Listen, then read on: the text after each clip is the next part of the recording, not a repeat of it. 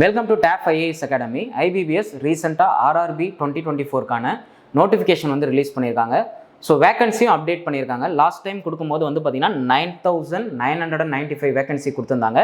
இப்போ அதை அப்டேட் பண்ணி 10,181 வேகன்சி வந்து கொடுத்துருக்காங்க. ஸோ அது ரிலவெண்ட்டாக தான் இந்த வீடியோ வந்து இருக்க போகுது. ஸோ ஃபஸ்ட்டு பாருங்கள், என்னையிலேருந்து நீங்கள் ஆன்லைன் அப்ளிகேஷன் வந்து ஃபில் பண்ணலாம் அப்படின்னு பார்த்தீங்கன்னா 7th ஜூன்லேருந்து 27th ஜூன் வரைக்கும் நீங்கள் ஆன்லைன் அப்ளிகேஷனை ஃபில் பண்ணிக்கலாம். அதாவது லாஸ்ட் டேட் வந்து 27th 6 ரைட். இந்த மாதிரி பல்க் வேகன்சி இது வரைக்கும் ஆர்ஆர்பி வந்து ரீசெண்ட் இயர்ஸில் வந்து கொடுத்தது கிடையாது. இப்போ தான் அதிகமாக கொடுத்துருக்காங்க. நெக்ஸ்ட் இந்த ப்ரிலிம்ஸ் எக்ஸாம் எப்போ வந்து கண்டக்ட் பண்ணுறாங்கன்னு பார்த்தீங்கன்னா ஆகஸ்ட் 2024 தான் கண்டக்ட் பண்ண போகிறாங்க. மெயின்ஸ் எக்ஸாம் செப்டம்பர் அக்டோபரில் இருக்கும் அப்படின்றதும் தெரியப்படுத்தியிருக்காங்க. டென்டேட்டிவாக மந்த் வந்து கொடுத்துருக்காங்க.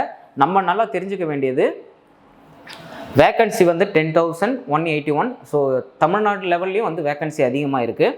அது மட்டும் இல்லாமல் லாஸ்ட் டேட் அப்ளை பண்ணுறதுக்கு வந்து பார்த்திங்கன்னா 27 ஜூன் 2024. இதை நீங்கள் ஞாபகம் வச்சுங்க. கிளரிக்கல் அதாவது ஆஃபீஸ் அசிஸ்டன்ட்னு சொல்லுவாங்க. குரூப் பி ஆஃபீஸ் அசிஸ்டன்ட் போஸ்டிங்கான வேக்கன்சி வந்து பார்த்திங்கன்னா 5,706 வேக்கன்சிஸ் இருக்குது. ஸோ அதுதான் பல்கான வேக்கன்சி கூட. ஸோ உங்களுக்கு பாருங்கள், ஜனவரி 2025 இந்த எக்ஸாம்லாம் கண்டக்ட் பண்ணி உங்களை போஸ்டிங்லேயே உட்கார வச்சுருவாங்க. இதில் வந்து எக்ஸாம் பேட்டர்ன் எப்படி இருக்கும் அப்படின்றத சொல்லியிருக்காங்க. ஆஃபீஸர் ஸ்கேல் 1க்கும் ஆஃபீஸ் அசிஸ்டண்ட்டுக்கும் வந்து பார்த்திங்கன்னா உங்களுக்கு 2 லெவல் எக்ஸாம் இருக்கும். ஒன்று வந்து ப்ரிலிம்ஸு, இன்னொன்று வந்து மெயின்ஸு. ஆஃபீஸ் அசிஸ்டண்ட்டுக்கு வந்து ப்ரிலிம்ஸு மெயின்ஸு முடிஞ்ச உடனே மெயின்ஸோடைய மார்க்கை வச்சு என்ன பண்ணிவிடுவாங்கன்னா போஸ்டிங் கொடுத்துருவாங்க. ஆஃபீஸர் ஸ்கேல் 1க்கு வந்து அது அசிஸ்டன்ட் மேனேஜர் போஸ்ட். அந்த போஸ்ட்டுக்கு நீங்கள் ப்ரிலிம்ஸ் எழுதிட்டு மெயின்ஸ் முடிச்சிட்ட பிறகு இன்டர்வியூ வந்து கண்டக்ட் பண்ணுவாங்க. யார் இன்டர்வியூ கண்டக்ட் பண்ணுவாங்கன்னா நபார்டு, ஐபிபிஎஸ், அதுக்கப்புறம் வந்து பார்த்திங்கன்னா நோடல் ரூரல் பேங்க்குன்னு சொல்லுவாங்க. அந்த நோடல் ரூரல் பேங்க்கும் சேர்ந்து இந்த இன்டர்வியூவை கண்டக்ட் பண்ணி உங்களுக்கான போஸ்டிங்கை வந்து கொடுப்பாங்க. இதை தவிர்த்து 2 எக்ஸ்ட்ரா போஸ்டிங்கும் இருக்குது. எதுன்னு பார்த்தீங்கன்னா ஸ்கேல் 2, ஸ்கேல் 3. இந்த ஸ்கேல் 2வும் ஸ்கேல் 3யும் வந்து ஒரே ஒரு எக்ஸாம் தான் கண்டக்ட் பண்ணுவாங்க. அந்த எக்ஸாமில் நீங்கள் எடுக்கிற மார்க்கை வச்சு உங்களுக்கு இன்டர்வியூ வச்சுட்டு அதில் வந்து உங்களுக்கு போஸ்டிங் கொடுத்துருவாங்க. இதில் நீங்கள் சில ப்ரொஃபஷன், அதாவது சில டிகிரி வந்து நீங்கள் ஹை ப்ரிஃபரன்ஸ் வந்து கொடுப்பாங்க. எதுலன்னு பார்த்தீங்கன்னா ஆஃபீஸர் ஸ்கேல் 2லையும் ஆஃபீஸர் ஸ்கேல் 3லையும் கொடுப்பாங்க. ரைட். இது ஒரு எக்ஸாம் தான், அது கூட இன்டர்வியூ வந்து இருக்கும். ரைட். ஸோ அதில் சில ஏரியாவில் வந்து நீங்கள் ஸ்பெஷலிஸ்ட்டாக இருக்கணும். அதாவது இந்த டிகிரி முடிச்சிருக்கணும், இவங்களுக்கு ஃபஸ்ட்டு ப்ரிஃபரன்ஸ் கொடுப்பாங்க அப்படின்ற மாதிரி அதில் இருக்கும். ரைட். ஸோ இந்த ரூரல் பேங்க் ஆர்ஆர்பி எக்ஸாமில் தமிழ்நாட்டில் யார் பார்ட்டிசிபேட் பண்ணுறாங்கன்னு பார்த்தீங்கன்னா தமிழ்நாடு கிராம பேங்க் தான் வந்து பார்த்திங்கன்னா தமிழ்நாடு கிராம பேங்க் தான் வந்து இதில் பார்ட்டிசிபேட் பண்ணுறாங்க. எலிஜிபிலிட்டி க்ரைட்டீரியா ஆல்ரெடி நிறைய எந்த ஒரு சேஞ்சஸுமே இல்லை ப்ரீவியஸ் இயருக்கும் இந்த இயருக்கும். பட் இருந்தாலும் நான் ஒரு தாட்டி சொல்லிடுறேன். ஸோ ஆஃபீஸ் அசிஸ்டன்ட் குரூப் பிக்கு வந்து பார்த்திங்கன்னா 18லேருந்து 28 இயர்ஸ் வரைக்கும் நீங்கள் எக்ஸாம் வந்து எழுதிக்கலாம். ரிலாக்ஸேஷன் வந்து பார்த்திங்கன்னா ஓபிசிக்கு 3 இயர்ஸ் இருக்கும், எஸ்சி எஸ்டிக்கு 5 இயர்ஸ் இருக்கும், பர்சன் வித் பெஞ்ச்மார்க் டிசபிலிட்டிக்கு 10 இயர்ஸ் வந்து ரிலாக்ஸேஷன் கொடுத்துருப்பாங்க.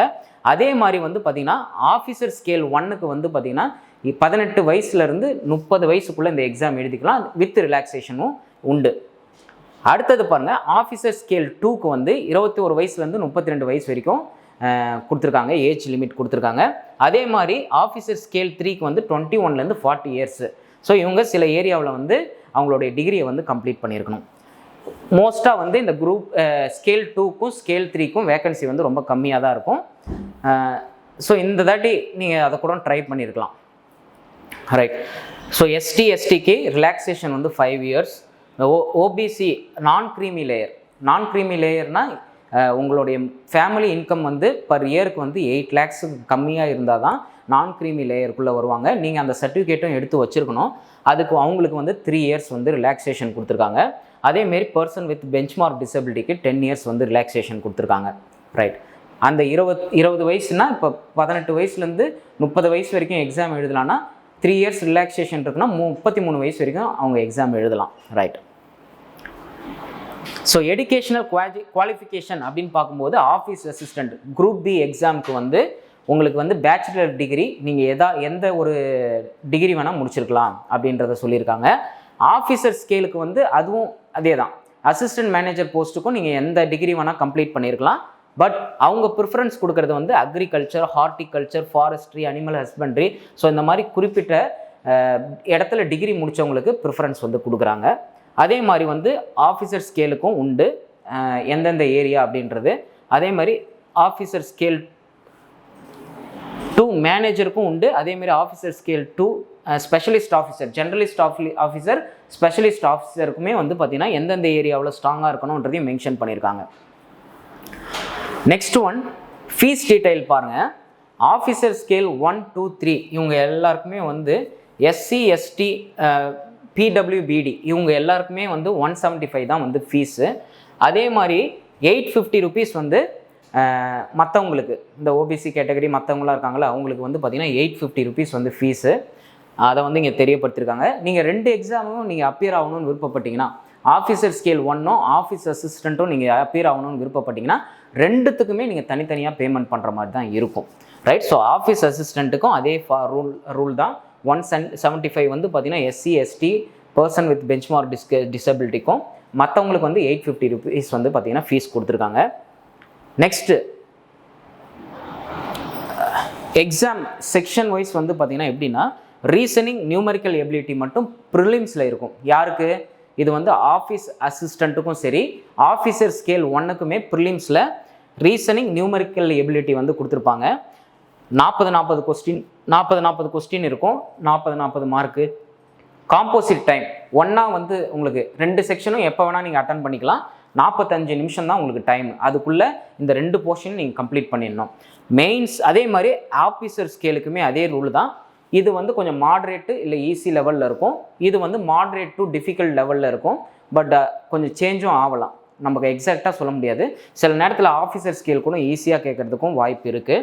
So reasoning, quantitative aptitude same தான். 40 மார்க்ஸும் 40 காம்போசிட்டாக வந்து உங்களுக்கு 45 மினிட்ஸ். 2 செக்ஷனும் நீங்கள் ஒரே டைமில் அட்டன் பண்ணிக்கலாம்.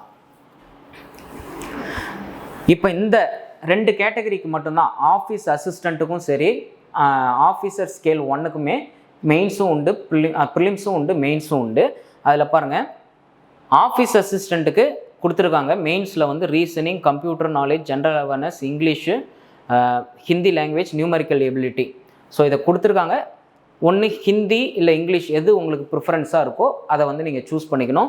காம்போசிட் டைம் அதே மாதிரி தான். செக்ஷன் நம்ம ஓவர்லேப்பிங்காக நம்ம அட்டன் பண்ணிக்கலாம். 2 hours வந்து டைம் வந்து நம்மளுக்கு கொடுத்துருக்காங்க.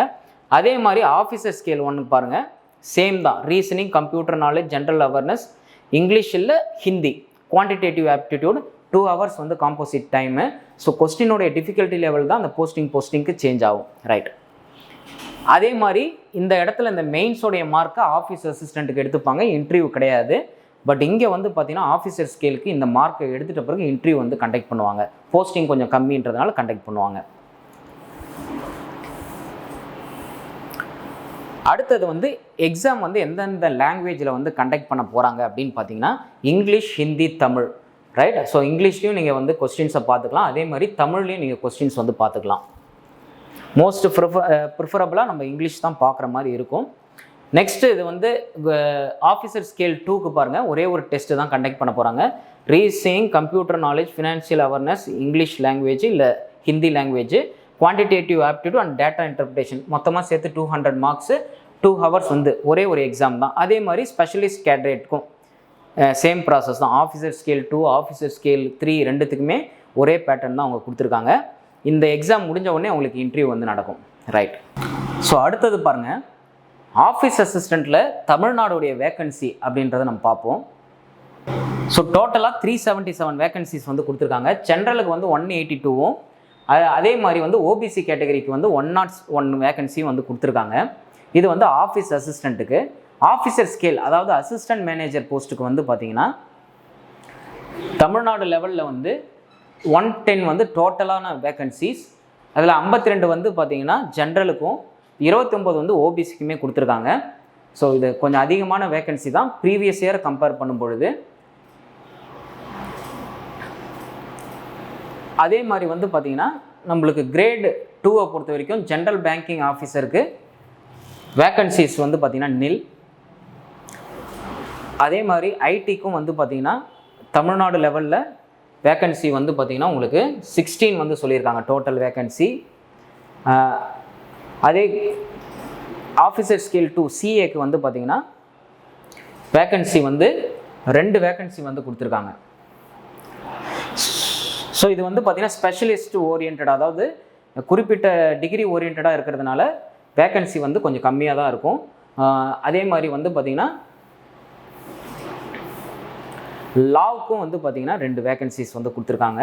ஸோ நீங்கள் இதில் ஸ்பெஷலிஸ்ட்டாக இருந்தீங்கன்னா இந்த ஏரியாவிலையும் நீங்கள் கொஞ்சம் ஃபைட் பண்ணி பாருங்கள். ட்ரெஷரி மேனேஜருக்கும் வேக்கன்சி வந்து பார்த்திங்கன்னா 0 தமிழ்நாட்டில் கொடுத்துருக்காங்க. ரைட். மார்க்கெட்டிங் ஆஃபீஸருக்கு தமிழ்நாட்டில் வந்து வேக்கன்சி நில்லுன்னு தான் கொடுத்துருக்காங்க. ஸோ அதையும் ஒரு தாட்டி பார்த்துங்க. அக்ரிகல்ச்சர் ஆஃபீஸருக்கும் ஸோ நில். இப்போ ஆஃபீஸர் ஸ்கேல் 3க்கு பாருங்கள், அதுவும் தமிழ்நாட்டில் வந்து பார்த்திங்கன்னா நில்லுன்னு தான் கொடுத்துருக்காங்க. ஸோ நெக்ஸ்ட்டு வந்து சென்டர் ஆஃப் எக்ஸாமினேஷன் ப்ரிலிம்ஸுக்கும் மெயின்ஸுக்கும் வந்து தமிழ்நாடு ஸ்டூடெண்ட்ஸ் வந்து எங்கே போய் எழுதலாம் அப்படின்றதையும் அவங்க கொடுத்துருக்காங்க.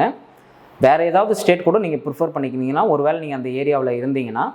பட் ஸோ புதுச்சேரியும் பார்த்துங்க, புதுச்சேரியிலும் டெஸ்ட் வந்து கண்டக்ட் பண்ணுறாங்க. இப்போ தமிழ்நாட்டில் பார்க்கும்போது சென்னை, கோயம்புத்தூர், மதுரை, நாகர்கோயில், கன்னியாகுமரி, நாமக்கல், சேலம், திருச்சிராப்பள்ளி, திருநெல்வேலி, வேலூர், விருதுநகர் இந்த இடத்துலலாம் வந்து பார்த்திங்கன்னா ப்ரிலிம்ஸ்க்கான சென்டர் இருக்குது. மெயின்ஸ்க்கு எழுதும்போது சென்னை, மதுரை, திருச்சிராப்பள்ளி, கோயம்புத்தூர், திருநெல்வேலி, ஸோ இந்த ஏரியாவில் தான் மெயின்ஸ் வந்து கண்டக்ட் பண்ணிகிட்டு இருக்காங்க.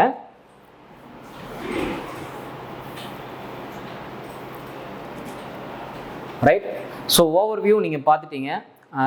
எந்தெந்த போஸ்டிங்க்கு வந்து கால்ஃபர் வந்திருக்கு, எவ்வளோ வேக்கன்சி தமிழ்நாட்டில் இருக்குது, அதே மாதிரி எலிஜிபிலிட்டி கிரிட்டீரியா, அப்புறம் வந்து பார்த்திங்கன்னா ஃபீஸ் டீட்டெயில்ஸ், அதை தவிர்த்து வந்து பார்த்திங்கன்னா போஸ்டிங்க்கு என்ன எஜுகேஷனல் குவாலிஃபிகேஷன் இருக்கணும், அது மட்டும் இல்லாமல் நம்ம எந்தெந்த இடத்துல வந்து சென்டர் ஆஃப் எக்ஸாமினேஷன் அலாட் பண்ணியிருக்காங்கன்றதையும் நம்ம இந்த நோட்டிஃபிகேஷனில் வந்து அவங்க தெளிவாக கொடுத்துட்டாங்க. மேபி இன்னும் கொஞ்சம் கூட வேக்கன்சி வந்து கொஞ்சம் லிஃப்ட் ஆகிறதுக்கும் வாய்ப்பு இருக்குது. இந்த எக்ஸாமுக்கு ப்ரிப்பேர் பண்ணி இப்போ புதுசாக எக்ஸாமுக்குள்ளே என்டர் ஆகிறவங்க வந்து இந்த எக்ஸாம் ப்ரிப்பேர் பண்ணிக்கிட்டே இருக்கும்போது உங்களுக்கு அடுத்தடுத்த பேங்கிங் எக்ஸாம் வந்து கால்ஃபர் கொடுத்துக்கிட்டே இருப்பாங்க. ஸோ நீங்கள் அப்படியே அந்த ஹாட் மூவ்லேயே என்ன பண்ணிடலான்னு பார்த்தீங்கன்னா அடுத்த எக்ஸாமுக்கும் நீங்கள் ப்ரிஃபர் பண்ணிவிட்டு உங்களுக்கு ஒரு வாய்ப்பு அதுலேயும் இருக்கும். ஸோ இந்த டைம் கொஞ்சம் வேக்கன்சி உங்களுக்கு அதிகமாக வந்தாலும் ஐபிபிஎஸ் கிளர்க்கு, ஐபிபிஎஸ் பிஓக்கும் நம்ம ரீசனிங், ஆப்டிடியூட் கட்டாயமாக படிக்க போகிறோம். கூடுதலாக இங்கிலீஷ் வந்து நீங்கள் படிக்கிற மாதிரி இருக்கும் ப்ரிலிம்ஸுக்கு. அப்போ நீங்கள் அந்த ஏரியாவிலையும் நீங்கள் என்ன பண்ணலாம், ஒரு தாட்டி ஃபைட் பண்ணலாம். ஸோ இப்போயே நீங்கள் உங்களை பிகினராக இருந்தீங்கன்னா பேங்கிங்கான கேரியரை நீங்கள் ஸ்டார்ட் பண்ணிக்கங்க. அது மட்டும் இல்லாமல் நம்மளுடைய நெய்வேலி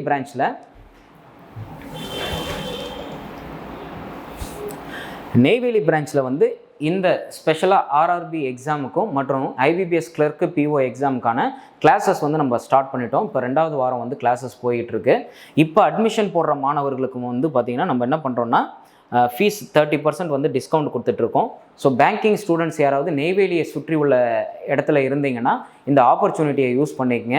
ஸோ அந்த நம்பர், நெய்வேலி நம்பர் 9787091300, 9787091300 இந்த நம்பரை காண்டாக்ட் பண்ணி உங்களுக்கான அட்மிஷனை வந்து நீங்கள் பதிவு பண்ணிக்கலாம். ஸோ உங்களுக்கு எக்ஸாமுடைய அப்ளை டேட் வந்து ஜூன் 7லேருந்து ஜூன் 27 வரைக்கும் சொல்லியிருக்காங்க. இது நம்ம கால்ஃபேர்லேயே நம்ம அந்த நோட்டிஃபிகேஷன்லேயே நம்ம சொல்லியிருப்போம். ஸோ மறக்காமல் வந்து பார்த்திங்கன்னா நீங்கள் நெய்வேலி சுற்றி உள்ள மாணவர்களாக இருந்தால் பேங்கிங் எக்ஸாம் ப்ரிப்பேர் பண்ணிட்டு இருந்தீங்கன்னா ஜஸ்ட் நம்மளுடைய பிரான்ச்சை போய் விசிட் பண்ணிவிட்டு அவங்க எந்தெந்த மாதிரி உங்களுக்கு ஃபெசிலிட்டிஸ் வந்து கொடுத்துருக்காங்கன்னு ஒரு தாட்டி பார்த்துட்டு கூட நீங்கள் அட்மிஷனை வந்து பண்ணிக்கலாம். ஸோ கூடிய விரைவில் இந்த அட்மிஷனை வந்து க்ளோஸ் பண்ணிவிடுவாங்க. இதை நல்ல முறையில் பயன்படுத்திக்கங்க. நம்மளுடைய டேப் ஐஸ் ஆப்லேயும் வந்து பார்த்திங்கன்னா உங்களுக்கு கண்டினியூஸாக பேங்கிங்கான மெட்டீரியல்ஸ் கூடவே வந்து பார்த்திங்கன்னா உங்களுக்கு அதில் மோக் டெஸ்ட்டும் கண்டக்ட் பண்ணிவிடுவாங்க. நீங்கள் எக்ஸாம் அப்ரோச் பண்ணும்போது ஃபியர் இல்லாமல் அப்ரோச் பண்ணுறதுக்கும் உங்களுக்கான ஃபெசிலிட்டிஸ் அங்கே ப்ரொவைட் பண்ணி கொடுத்துருவாங்க. ஸோ இந்த ஆப்பர்ச்சுனிட்டியை யூஸ் பண்ணிக்கங்க. தேங்க்யூ.